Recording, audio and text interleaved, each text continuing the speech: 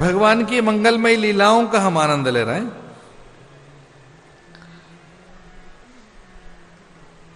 उत्कच, ये सकटासुर, असुराभास, भगवान की बड़ी मंगलमय लीला है, नामकरण की लीला। यशोदा और आनंद बाबा को भगवान ने ही विचार दिया कि जब नामकरण हो तो पूरे नगर को न्योता मत दे देना,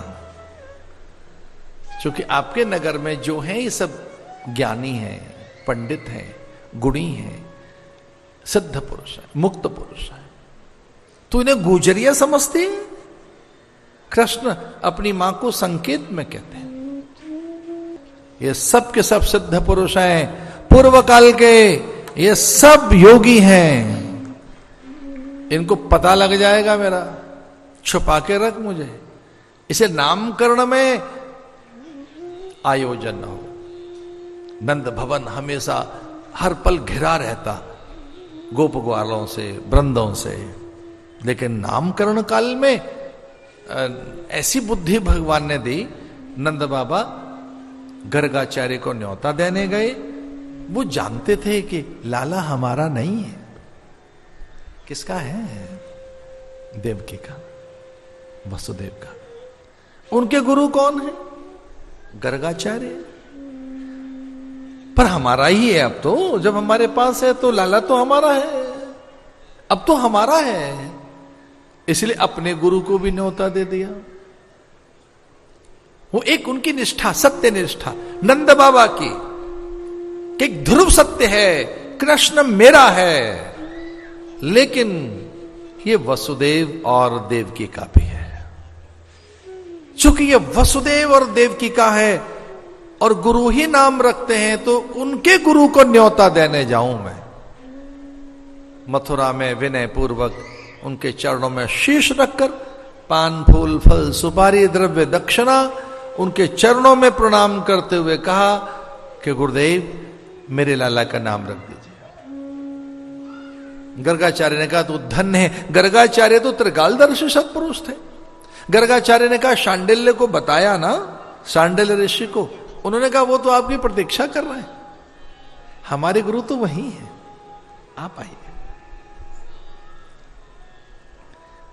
गर्गाचार्य और शांडिल्य ने कहा कि गोप्यशाला में, गौशाला में, गौओं के झुंडों के बीच में नामकरण करेंगे। और एक मैं आपसे निवेदन कर रहा हूं, कोई भी संस्कार करो, गोबर और मूत्र आपके यहां चौका लेपन होना चाहिए, उसका अमंगल नहीं होगा, अनिष्ट नहीं होगा, उपद्रव नहीं होगा, क्रूर ग्रह शांत हो जाएंगे, कार्य की सिद्धि होगी। किसी भी कार्य में अगर गौघृत का, गौदधि का प्रयोग नहीं हुआ है, पंचगव्य का प्रयोग नहीं हुआ, तब शुद्धि नहीं मानी जाएगी। मैं फिर से निवेदन कर दूं, यज्ञ विधि तभी संपन्न होती है, कोई संस्कार विधि तभी संपन्न हो सकती है जब तक कि आप गौ की 5 चीजें न ले लें, जब तक ये पंच वस्तुएं यानी पंचगव्य जब तक नहीं आता उदर में, तब तक शुद्धि नहीं मानी जाती। और 5 चीजें कौन कौन सी हैं? गौरज, गौमूत्र, रज भी लेने का ढंग है, गौ की रज कैसे लें, और वो हाथ से मत छूना कभी। गौरज को कपड़े से उठाइए, यत्किंचित उसका रस लिया जाता है। ऐसे गौमूत्र, और गौमूत्र में भी आगे और पीछे करें मिडिल स्ट्रीम, जो उसका जो एकदम फर्स्ट पार्ट है वो नहीं, और एंड पार्ट नहीं, मूत्र का मिडिल पार्ट, मध्य धार, उसका योग है। दूध गाय का, दधी, घृत। दूध कल्पना करो, एक भाग दूध का तो आधा भाग दधी, और उसका आधा भाग घृत, और उसका आधा भाग मूत्र, और उसका आधा भाग रज। पर यह ध्यान रहे कि वो गौ निरोगी होनी चाहिए, ये ध्यान रहे मूत्र उसी का ले सकते हैं जो कभी मां नहीं बनी है, ये ध्यान रखना। गौमूत्र पंचगव्य में तभी लिया जा सकता है जो मां नहीं बनी है, जो बछड़ी है, और गर्भवती का भी नहीं लेना चाहिए, बछड़ी का। रज भी उसी की ली जाएगी, गौ की नहीं, बछड़ी की। और इस पर ये विद्वानों के बड़े प्रयोग हैं। कभी महापुरुषों के पास बैठो बता देंगे। रज मूत्र, दधि, घृत और दूध, ये पंचगव्य, उसकी एक विधि है, प्रयोग है पंचगव्य के द्वारा। और ये पंचामृत आदि तो गौशाला में गौओं के झुंड में दोनों दिव्य पुरुष बैठ गए और अब परमात्मा का क्या संस्कार करें। संस्कार तो मनुष्यों के किए जाते हैं, परमात्मा का क्या संस्कार करें। संस्कारों में वो नामकरण संस्कार तो मनुष्यों का होता है, ये तो स्वयं ईश्वर है। फिर भी वो देवताओं का आह्वान करने लगे तो कृष्ण ने मना कर दिया, देवताओं को बुलाओगे प्रकट हो जाएंगे, भेद खोल देंगे, देवताओं को मत बुलाओ। रोदन करने लगे कृष्ण। जब वो आह्वान कर रहे हैं, स्वस्ति वाचन कर रहे हैं, तो मनी मन उनको ऐसा लगा स्वस्ति वाचन मंगलाचरण आदि न करके सीधा नाम रखते हैं, और ऐसे गौरवदन का नाम रखने लगे गर्गाचार्य। उस बालक को पहले उठा लिया, 1 वर्ष के बालक को। उसका नाम नहीं रखा था, भगवान के आगमन पर ही गौरवदन का नाम।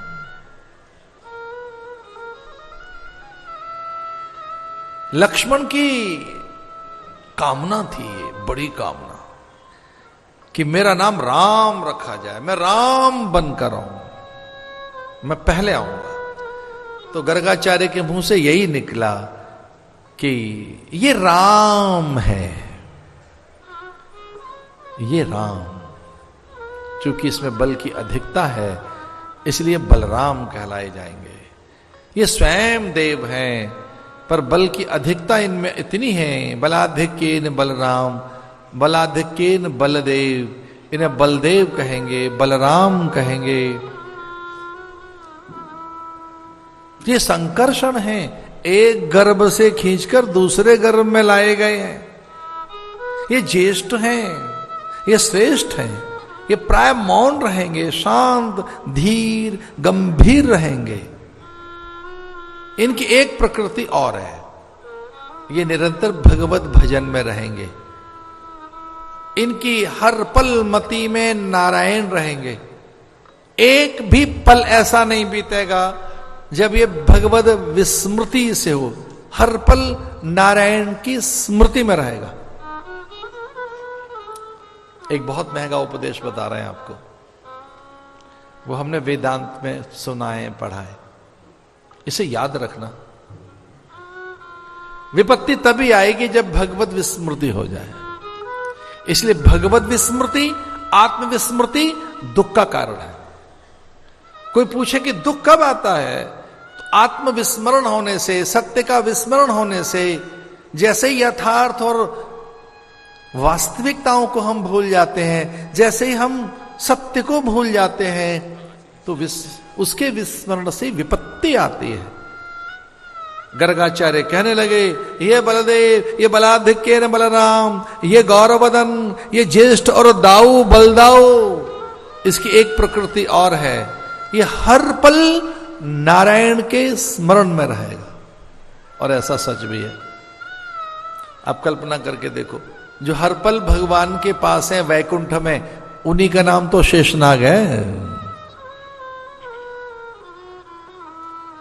लक्ष्मी जी के साथ लक्ष्मी जी प्रकट हुई तो पूछने लगी नारायण से, मैं तो आपकी बन गई, आपके संग रहूंगी, और ये थर्ड पर्सन, ये भी हमारे संग रहेगा क्या?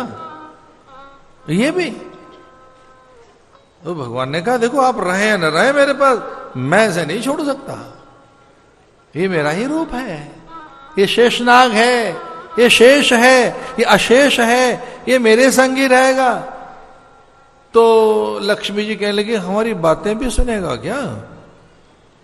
हम जो कुछ बात करेंगे, हमने तो कुछ तो कहना होगा, स्तुति, वंदना, अर्चना, अभ्यर्चना, गुणानुवाद, कुछ तो हम आपके लिए कहेंगे। तो भगवान ने कहा, तो अच्छी बात है, अब जो कहेंगे ये सब सुनेगा। आप कुछ गलत तो नहीं कहेंगी कि ना हमने गलत तो कुछ नहीं कहना, आप तो लक्ष्मी है। तो लक्ष्मी कह लेंगे भी कोई तो भेद की बात होगी हमारी। तो भगवान कहते हैं मैं तो अभेदोपासकों को प्राप्त हो जाता हूं, भेद कुछ है ही नहीं।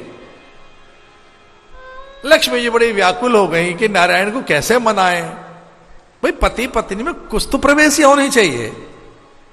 अरे ये क्या बात हुई कि हर पल ये हमारे संग रहेंगे। तो भगवान ने कहने पहचान लो कौन है ये। और लक्ष्मी जी ने जब शेषनाग का मन पढ़ के देखा तो पता लगा शेष कोई और नहीं, नारायण ही है जो शेषनाग बनकर बैठे हैं। वही हर जीव बनकर बैठे हैं, वही फल फूल बनकर बैठे, वही अग्नि और अंबर बनकर बैठा है, वही सूरज चांद तारे बनकर बैठा है। सारे रूपों में तो नारायण ही है। इसलिए हम भारत के लोग पता है क्या कहते हैं? अग्नि नारायण, जल नारायण, अन्न नारायण, अतिथि नारायण, नर नारायण। भगवान ने कहा ये जो शेष है, तो लक्ष्मी ने कहा कुछ सुनेगा भी कि नहीं सुनेगा। तो आपकी जानकारी के लिए बता रहे हैं, कान के सांप के कान नहीं होते, सांप सुनता नहीं है। भगवान ने कहा अच्छा ये अपने श्रवण शांत कर ले। सर्पों ने कहा हम सुनेंगे ही नहीं, चलिए। और कोई सुनेंगे भी तो ऐसी काम की जो जीव के हित की बात होगी। एक इसका अर्थ यह भी है कि जब बड़ों के पास बैठे हों तो वैसे ही कान कर लो, सारी बात मत सुनो बड़ों की। कुछ ऐसी बात सुन ले तो आगे मत पहुंचाइए जिसके आप अधिकारी ना हो। माता पिता की आप बात सुन रहे हैं, ज्येष्ठ जनों की, आचार्यों की, ऋषि मुनियों की, संत सत्पुरुषों की, और आप उसके अधिकारी नहीं हैं। आपने वो बात सुन ली है, चुप रहिए, मत बताइए आगे किसी को। अभक्तेन एव दातव्यम गोपितम रक्ष पार्वती। भगवान महादेव ने कहा पार्वती तेरे कहने से मैं मंत्रों को बता तो रहा हूं, मैं उन रहस्यमय विद्याओं को उद्घाटित तो कर रहा हूं, इन मंत्रों को, पर इन्हें बता मत देना उनको जो अधिकारी नहीं है। अभक्ते नैव दातव्यम गोपितम रक्ष पार्वती। इस प्रकार से उनका नाम बलराम रखा गया, बलदेव रखा गया, बलाधिक्येन बलराम। और अब ये सांवरे सलोने, ये केशव माधव मुकुंद बनवारी गिरधारी, ये विपिन बिहारी, छैल बिहारी, रसिक बिहारी, बांके बिहारी, ये भगवान श्रीनाथ, जगन्नाथ, विश्वनाथ, विश्वंभर जगन्नियंता, ये भगवान आदिदेव, स्वयं नारायण ब्रह्म परमात्मा, ये वेंकटेश बालाजी अपने हाथों में उठा लिए गर्गाचार्य।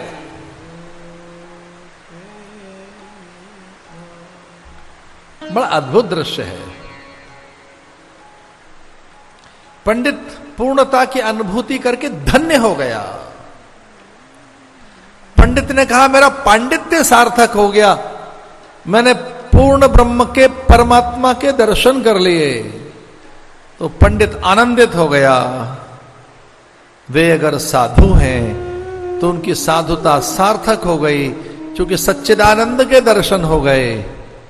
अगर वो वैरागी हैं तो धन्य हो गए ब्रह्म को पाकर। अगर वे सन्यासी हैं तो सत्य की अनुभूति कर सत्यनारायण को देखकर वो कृतकृत्य हो गए, सन्यासी उनका सार्थक हो गया। और अगर उनको भक्त मान लें थोड़ी देर के लिए, गर्गाचार्य शांडिल्य को, कि गर्गाचार्य तो भक्त हैं, तो भक्त भगवान को देखकर धन्य हो गए। गर्गाचार्य अगर भक्त है तो भगवान मिल गए, साधु है तो सच्चिदानंद मिल गए, वैरागी है तो ब्रह्म मिल गया, पंडित है तो परमात्मा मिल गया, धन्य हो गए। चरणों को छूने लगे, यहीं से गंगा निकली है। नन्हे नन्हे हाथों को चूमने लगे, हथेली पर चुंबन जड़ डाले गर्गाचार्य ने, कि मेरे हाथ वो हाथ लग गए जो जीवों का निर्माण करता है, लोक ऋतुओं का निर्माण करता है, जो ब्रह्मा का निर्माता है, जो सृजनहार है जगती का, इन्हीं हाथों से काल पैदा किया होगा। प्राण और प्राणी जिसने पैदा किए हैं, जीव और जग जिसने बनाया है, इन हाथों को मैं चूम तो लूं। भगवान के नेत्रों में झांककर देखने लगे कि हे नारायण, अभी तो मेरा साहस है कि मैं आपके नेत्रों में झांककर आपकी करुणा, आपकी कृपा, आपके अनुग्रह के दर्शन कर सकता हूं। इतना कहते समाधि लग गई। भगवान हाथ में है, वो जानते थे कि ये स्वयं ईश्वर है, इसलिए समाधि से लग गई। और पूछने लगी यशोदा, नंद बाबा कहने लगे, हमारे लाला का क्या नाम रखा आपने? बहुत देर से निहार रहे थे कृष्ण को। बहुनि सन्ति नामा, बहुनि सन्ति नामानि रूपाणि च दृश्यते गुणकर्माणि रूपाणि तान्यं वेद नो जना। तान्यं वेद नो जना।